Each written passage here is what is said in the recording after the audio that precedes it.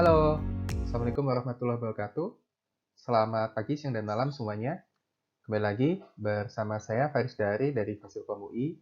Kali ini kita akan membahas tentang Python, sebuah penyegaran.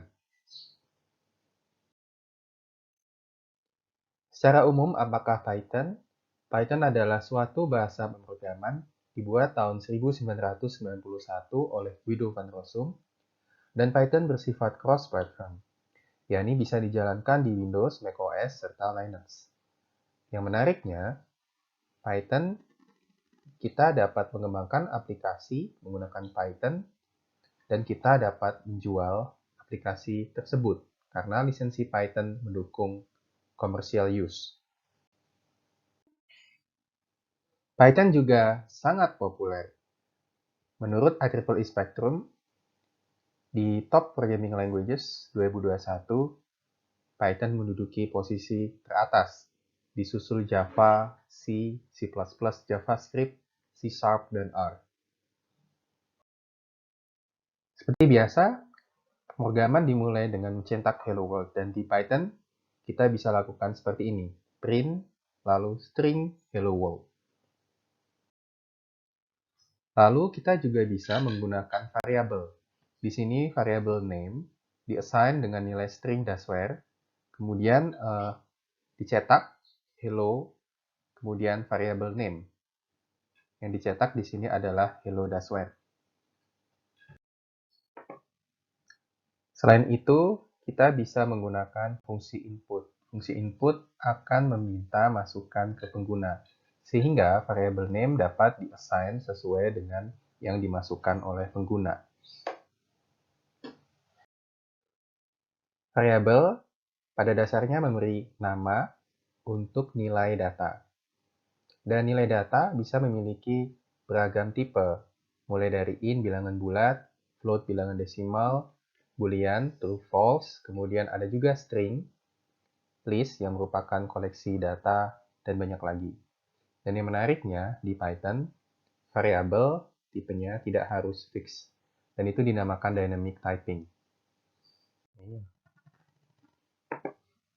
Lalu, salah satu fitur pada Python adalah conditionals. Ini adalah contoh untuk melakukan konversi dari nilai angka ke nilai huruf menggunakan Python.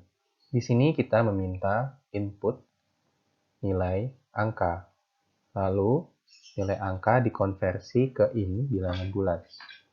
Lalu di sini ada conditionals alias percabangan. Konversinya itu disesuaikan sesuai dengan kondisi yang tepat. Misalkan, jika nilainya ternyata lebih dari sama dengan 85, maka akan dicetak A. Lebih dari sama dengan 70, dicetak B. Lebih dari sama dengan 55, dicetak C. Dan jika kurang dari 55, atau di sini kita bisa nyatakan cukup dengan else, ya, jika tidak masuk yang di atas, akan dicetak E. Selain conditionals, ada juga perulangan atau loops. Loops berguna untuk melakukan perulangan pada kode. Dan ada secara umum dua varian loop pada Python, yakni while, boolean expression, dan kode yang ingin diulang, kemudian for, element in collection, kemudian kode yang ingin kita ulang. Mari kita lihat contoh kode menggunakan while loop. Nah, di sini, variabel x mendapat nilai 5 pada awalnya. While atau selama x nilainya lebih dari 0, maka lakukan perulangan untuk kode ini, yakni mencetak x, kemudian x akan diupdate, nilainya x sama dengan x minus 1. Setelah while loop ini selesai, maka akan dicetak while loop is over now. Luaran dari kode ini adalah seperti yang di sebelah kanan ini, 5, 4, 3, 2, 1, while loop is over now. Selanjutnya kita lihat contoh for loop. Jadi, perbedaan antara for loop dengan while loop adalah for loop biasanya digunakan untuk mengunjungi masing-masing elemen pada suatu koleksi. Nah, koleksi itu menyimpan kumpulan data. Seperti contoh di sini, koleksinya adalah squad. Squad itu string, dan string terdiri dari beberapa karakter. Maka, for loop for chr in squad mencetak chr. Jadi hasilnya adalah S, Q, U, A, dan D. Lalu kita bisa lihat di sini, for element in 135. Di sini ada list, ya, koleksi, yang isinya 1, 3, dan 5. Lalu dicetak element. Ya. Dan outputnya adalah 1, 3, dan 5. Sekarang mari membahas tentang fungsi.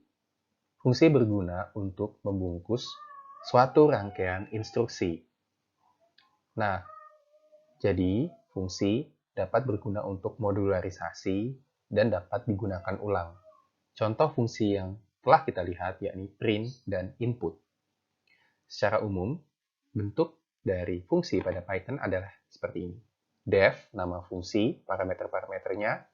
Kemudian ini instruksi-instruksinya, code block. Kemudian return value. Return value bersifat opsional. Di sini ada contoh fungsi yang mengubah dari temperatur Celcius ke Fahrenheit. Jadi ada dua bagian, yakni definisi dari fungsi itu sendiri dan pemanggilan fungsi. Seperti yang kita lihat, def, ya, nama fungsi, kemudian parameternya, Celcius. Nah, di sini dilakukan operasi terhadap Celcius. Dikalikan 1.8 ditambah 32, yang merupakan formula umum untuk mengubah Celcius ke Fahrenheit. Lalu nilai Fahrenheit-nya dikembalikan. Dan di sini adalah contoh pemanggilan fungsi.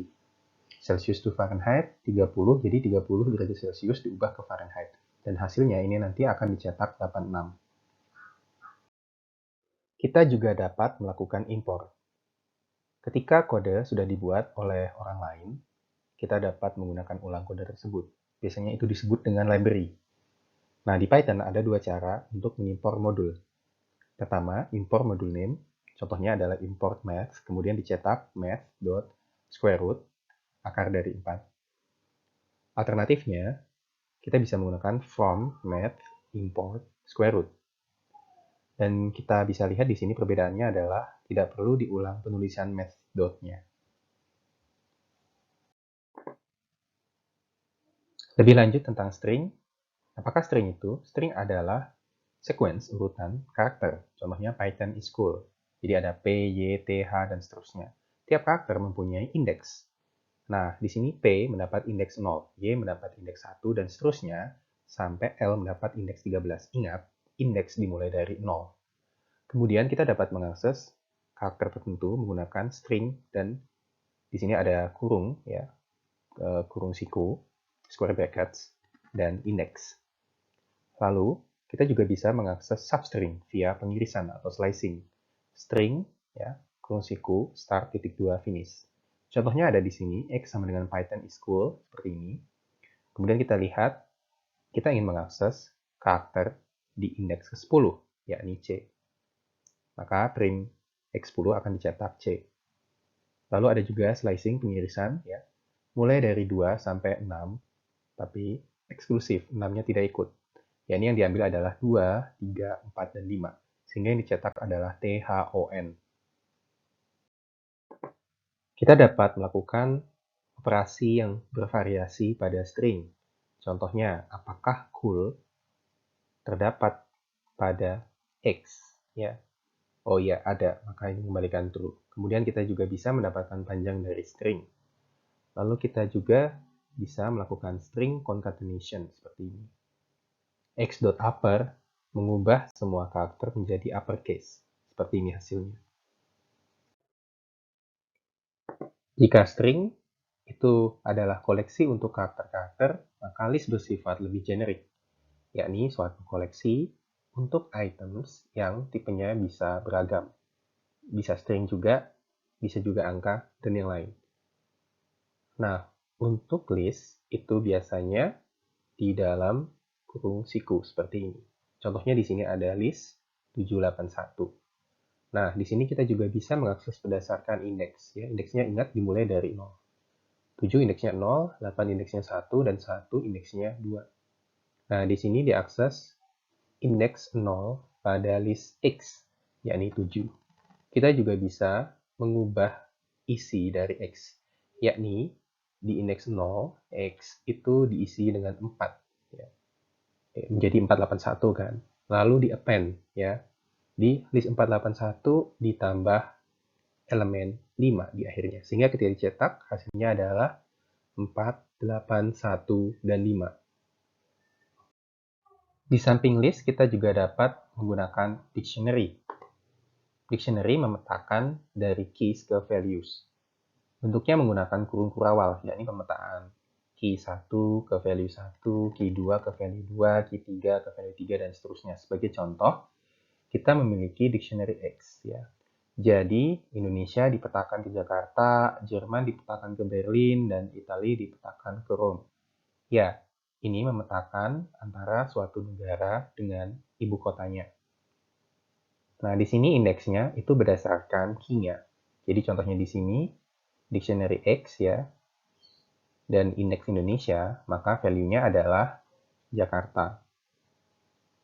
Nah, X Japan sama dengan Tokyo ini menambahkan pasangan key value yang baru pada X. Sehingga ketika X dicetak di bawah seperti ini, maka selain isi originalnya, ya, terdapat juga pemetaan key value Japan dan Tokyo. Python juga mendukung pemrosesan input dan output. Karena pada saat kita bekerja dengan data, tentu saja akan menyertakan pembacaan dan penulisan data. Data secara umum terbagi ke dua tipe. Teks yang bersifat lebih human readable, yakni biasanya akhirannya filenya .txt dan .csv. Lalu ada juga binary yang lebih bersifat machine readable dan menggunakan encoding yang memang spesifik untuk aplikasinya. Contohnya .mp3 buat musik, .mp4 buat video, dan .jpg untuk gambar. Sebagai contoh, untuk membaca suatu text file, di sini kita ada text file Python is cool. Nama text filenya adalah cool.txt. Nah, di Python, kita bisa gunakan kode berikut. X sama dengan open, ya, kita membuka file cool.txt, dan kita menggunakan mode read, yakni kita ingin membaca isi dari text file tersebut. Lalu di sini y sama dengan x.read adalah, di sini kita lakukan pembacaan tersebut, x.read ya, itu akan membaca semua konten dari cool.txt. Nah, string hasil pembacaan itu akan diassign ke variabel y. Lalu kita cetak variabel y. Dan jangan lupa untuk menutup file x. Selain membaca, kita juga bisa menulis ke file. Kita gunakan cool.txt yang sama. Lalu kita bisa menggunakan write mode atau append mode. Nah, kita lihat di sini x sama dengan open, masih sama, cool.txt, tapi kali ini modenya beda, w untuk write. Lalu kita coba tulis write hello pada cool.txt. Nah, jika kita menggunakan write mode, maka isi aslinya pada cool.txt itu akan ditimpa, hilang, dan berganti dengan hello. Lalu bagaimana dengan append mode? Ya, di sini perbedaannya dengan sebelah kiri hanya yang bagian sini, modenya. A untuk append. Nah, di sini isi dari cool.txt tidak ditimpa, ya. Jadi hello itu akan ditambahkan di bagian paling akhir dari isi file cool.txt. Di saat kita membuat program, bisa saja ada error. Di sini kita bisa melihat error dibedakan menjadi 3. Syntax error, yakni kita tidak mengikuti aturan penulisan program Python. Contohnya melupakan colon. Lalu ada juga runtime error, yakni error yang terjadi saat program dieksekusi, contohnya pembagian oleh 0.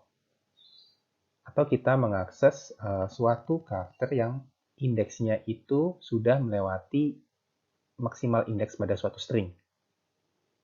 Lalu ada juga semantic logic error. Di sini misalkan program tidak melakukan sesuai requirement. Contohnya, melakukan penerjemahan dari bahasa Inggris ke bahasa Jepang, ya.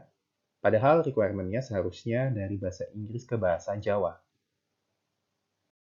Penanganan error pada Python, terutama untuk runtime error, dapat menggunakan try except. Jadi di sini kita bisa lihat try code block. Jadi code block di sini akan dimonitor jika terjadi error. Nah, error-nya itu akan ditangkap di bagian except ini. Ya, ini jenis error-nya, particular error. Lalu di sini akan dilakukan penanganan error. Berikut contoh kode penanganan exception pada Python. Di sini kita mempunyai list angka 205. Lalu di sini ada for loop untuk masing-masing elemen pada list lakukan 10 dibagi elemen tersebut. Ya, jadi misalkan 10 dibagi 2, 10 dibagi 0, dan 10 dibagi 5. Kode ini akan dimonitor apakah terjadi zero division error atau tidak. Nah, kita akan lihat hasilnya ya, kita akan analisis ini. Jadi, pertama elemennya adalah 2. Ya. Jadi, di sini akan melakukan 10 dibagi 2, hasilnya adalah 5. Tidak ada error di sini, lalu akan dicetak berhasil memproses pembagian. Selanjutnya adalah 0. Ya. 0 di sini ada masalah. Dilakukan 10 dibagi 0. Nah, ini akan muncul error, lebih tepatnya zero division error.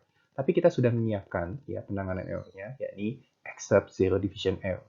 Sehingga akan dicetak terjadi pembagian dengan 0, seperti ini. Lalu di iterasi selanjutnya, elemennya adalah 5. Di sini dilakukan cetakan 10 bagi 5, yakni 2. Tidak ada error, maka akan dicetak berhasil memproses pembagian. Nah, di sini kita akan mempelajari kelas. Jadi fungsi itu melakukan bundling atau pembungkusan sekumpulan instruksi. Sedangkan pada kelas kita melakukan bundling atau pengumpulan objek-objek.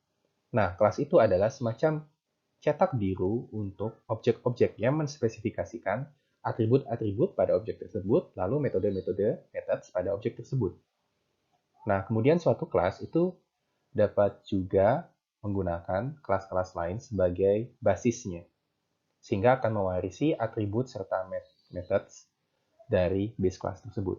Secara umum, struktur untuk kelas pada Python adalah kelas, nama kelas, kemudian di sini ada base, ya, yang dijadikan dasaran untuk kelas tersebut.